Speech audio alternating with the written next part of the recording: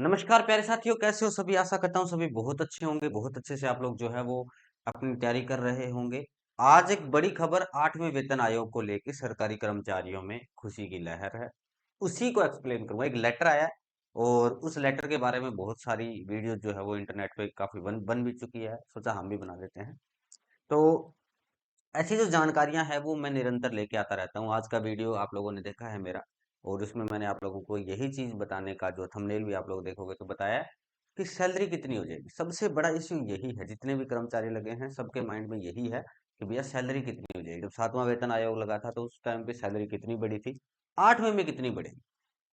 ठीक है, जब से ये सरकार बनी है तो बीच में तो ये खबरें भी आ रही थी कि पता नहीं 8वां वेतन आयोग लगेगा कि नहीं लगेगा। फाइनली जो है वो एक कमेटी बन चुकी है और सिफारिश जो है वो 1 जनवरी 2026 से इसकी हो जाएगी।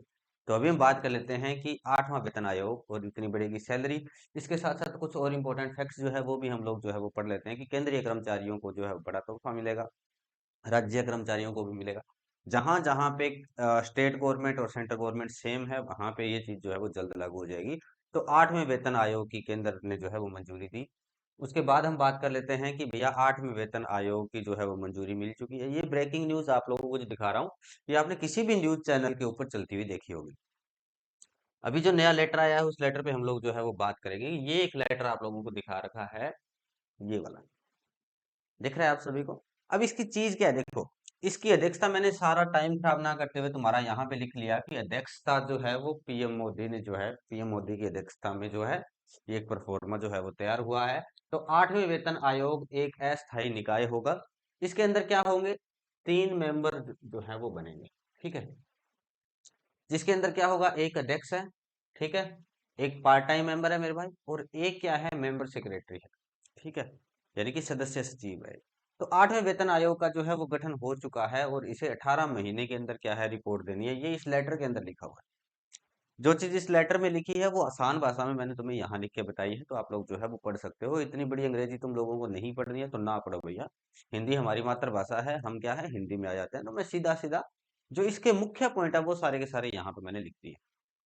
चलिए, अब क्या है, और इसे 18 महीने में जो है वो रिपोर्ट देनी है। संभावना है कि इसकी जो सिफारिश है 1 जनवरी 2026 से जो है लागू की जाएगी। अभी जिस वीडियो को तुम लोग देख रहे हो उसी के ऊपर मैं चर्चा करता हूँ। मैंने तुम्हें क्या बताया था कि मैं तुम्हें ये चीज बताऊंगा कि भैया तुम्हारी जो है वो सैलरी कितनी हो जाएगी। ठीक है, आज मैं बात कर लेता हूँ, जैसे अपनी सैलरी की तरफ से लेके चलता हूँ मैं तुम लोगों को। तो मान लो कि 35,400 रुपये बेसिक है। बेसिक पे कितनी है, 35,400। ये कौन से वेतन आयोग में है, ये लेवल 6 की बात कर रहा हूं मैं। ठीक है, लेवल 6। और 7वां वेतन आयोग जो 2016 में लागू हुआ था उसके हिसाब से 35,400 क्या है, बेसिक है। ठीक है, अब जो नया बनेगा, नया जो परफॉर्मा बना है उसमें तुम्हारी बेसिक कितनी बढ़ जाएगी, कितना गुना हो जाएगी। तो सभी को पता है कि इसके अंदर जो सैलरी बढ़ेगी तुम लोगों की, वो लगभग 2.46 गुना बढ़ेगी। ठीक है, कितनी बढ़ेगी, 2.46 गुना। यानी कि अगर तुम 35,400 का 2.46 गुना करते हो तो तुम्हारी सैलरी जो है वो मोटा मोटा कितनी जाती है। जब तुम ये कर लेते हो, 7वें आयोग में ये क्या था, 2.57, 2.57 था। और अभी 8वें के अंदर ये क्या है, 2.46 है। ठीक है, तो अब बात कर लेते हैं कि मान लो कि तुम्हारी बेसिक पे जो है वो 35,400 है, और मान लो कि तुम्हें डीए मिल रहा है। डीए अभी तो 58% हो गया, पर मान लो कि डीए तुम्हें क्या मिल रहा है, ये तो तुम्हारा बेसिक है, और डीए में मान के चलता हूँ कि जैसे 55% डीए। ठीक है, 3% तो अभी है, अभी तक मिला नहीं है, हालांकि हो गया है 58%। अगर डीए बनता है तुम्हारा जैसे 19,470 रुपये। ठीक है, पुराने के हिसाब से बता रहा हूँ, 58% डीए के हिसाब से नहीं बात करें, 55% डीए के हिसाब से बात करें। और मान लो कि तुम किसी बड़े शहर में रह रहे हो तो वहां का एचआरए ले लेते हैं। ठीक है, तो एचआरए मान लो कि 27% है। अगर तुम नॉर्मली रह रहे हो तो तुम्हें 9% जो है वो डीए मिल रहा होगा। अब 9% यहाँ से कैलकुलेशन कर लेना, लेकिन मैं 27% डीए के हिसाब से कैलकुलेशन कर रहा हूँ। तो जो डीए मिल रहा है वो 9,558 रुपये मिल रहा है। 9,558 रुपये, सॉरी, एचआरए जो है वो तुम्हें मिल रहा है। तो यहाँ पर कुल सैलरी जो हो जाती है टोटल, वो सैलरी हो गई हमारी 64,428 रुपये।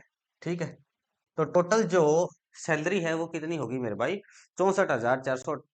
₹28 हो गए। अब बात कर लेते हैं कि मान लो कि तुम्हारा 2.46 गुना जो है वो 8वें वेतन आयोग में बढ़ गया। इसमें कितना बढ़ा था? 7वें में बढ़ा था 2.57, 2.57 टाइम बढ़ा था, और इसके अंदर हम लोग क्या मान रहे हैं? 2.46 मान रहे हैं। ठीक है, तो अगर तुम 35,400 का ये निकालते हो और डीए तुम्हारा क्या हो जाता है? डीए 55% ही रहता है। तो अब ये जो डीए है 55% वाला, ये डीए पहले जो यहाँ तुम्हें 19,470 मिल रहा था, ठीक है, अब ये डीए क्या हो जाएगा? ये डीए यहाँ 55% मिल रहा था, ये मर्ज हो गया। अब डीए जो है वो क्या हो जाएगा? जीरो हो जाएगा। ठीक है, यहाँ पे डीए जीरो होगा। तुम लोग कंफ्यूज हो रहे थे ना कि डीए भैया पहले आया था कि जैसे 50% डीए हो जाएगा तो डीए मर्ज हो जाएगा। डीए मर्ज 50 के बजाय 53 में चला गया, फिर 55 हो गया, फिर 58 हो गया। ठीक है, तो अभी जो डीए है वो मर्ज कब होगा? 8वें वेतन आयोग में जो है वो डीए मर्ज हो जाएगा। ठीक है, यहाँ पर हम बात कर लेते हैं, ये रीसेट हो गया। एचआरए मिलेगा, मान लो कि 27% एचआरए है। तो अगर 27% एचआरए है तो एचआरए उस टाइम कितना हो जाएगा? एचआरए उस टाइम हो जाएगा 23,517 रुपए, सॉरी 23,513 रुपए। ठीक है, मैं 27% के हिसाब से निकाल रहा हूँ, तुम अपना 7% के हिसाब से, सॉरी 9% के हिसाब से, आ, 18 के हिसाब से, जैसे तुम्हें निकालना है वैसे निकाल लेना कि भैया डीए जो है वो किस हिसाब से निकाल रहे हो तुम लोग। ठीक है, तो यहाँ पर जो नई सैलरी आ जाएगी वो 1,10,597 रुपये हो जाएगी। ठीक है, और ये वाली जो सैलरी है, जो बेसिक सैलरी है, वो बन गई 87,084 रुपये। और टोटल अगर तुम लोग इसका जो है वो जोड़ोगे, तो टोटल अगर इसका जोड़ोगे तो 1,10,597 रुपये। ठीक है, अब आप लोगों की लोकल अगर कहीं पे ड्यूटी है तो आपको इसमें कंफ्यूज नहीं होना कि गुरुजी यार हमें तो 27% एचआरए मिल ही नहीं रहा, हमें तो 9% या 8%, कहीं पे 8% एचआरए मिलता है, कहीं पे 9% मिलता है। इसलिए मैं 8 और 9 दोनों बता रहा हूँ तुम लोगों को। ठीक है, तो वहां तुम्हें कंफ्यूज नहीं होना है, वहां पर तुम भैया इसका 9% निकाल लो सीधा सीधा। ठीक है, मैंने इसका 27% निकाला है। ये शहर के लिए मान के चलो कि तुम किसी मेट्रो सिटी में काम कर रहे हो तो वहां पे ये एचआरए मिलता है। ठीक है, चलिए यहां तक हो गया।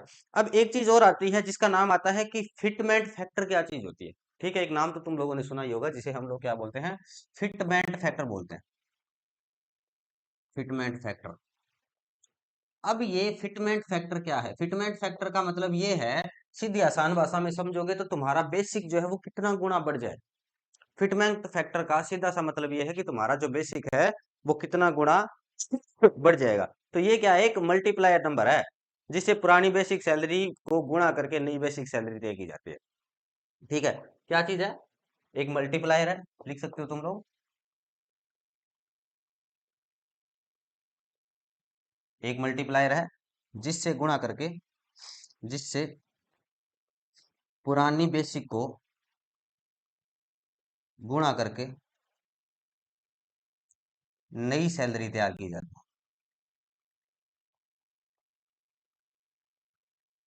नई सैलरी तैयार की जाती है, बस फिटमेंट फैक्टर इतना सा मतलब है। फिटमेंट फैक्टर में बहुत सारे लोग कंफ्यूज हो रहे हैं कि भैया यूट्यूब पे देखोगे तो पता नहीं क्या क्या चीजें बता रखी है, क्या क्या चीजें बता रखी है। लेकिन मैं जो तुम्हें बता रहा हूँ वो बिल्कुल सही सही चीजें और स्टिक स्टिक चीज बता रहा हूँ। कब कब लागू हुआ था? जैसे 5वां वेतन आयोग 1994 को लागू हुआ था, और 1 जनवरी, सॉरी गठित हुआ था 1994 को, और 1 जनवरी 1996 से लागू हो गया था। और छठा वेतन आयोग 2006 में गठित हुआ था, और 1 जनवरी 2006 से क्या है ये लागू भी हो गया था। और 7वां वेतन आयोग गठित 2014 में हो गया था, लेकिन ये जो लागू हुआ था ये 2016 के अंदर हुआ था। कब से हुआ था ये? 1 जनवरी 2016 से। अब 1 जनवरी 2016 से अब 2026 में ये क्या हो जाएगा?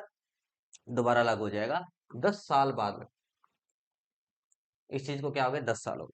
ऐसे वीडियोस जो है बनाता रहता हूँ, हर वैकेंसीज की सैलरी के बारे में भी कोशिश करता हूँ कि बताने की कोशिश करूँ कि जो नए साथी हैं हमारे, जो वैकेंसीज देख रहे होते हैं कि भैया नौकरी में जाना है, कुछ ये करना है वो करना है, तो वो देखते रहते हैं कि कौन सी नौकरी में कितना पैसा हमें मिलेगा।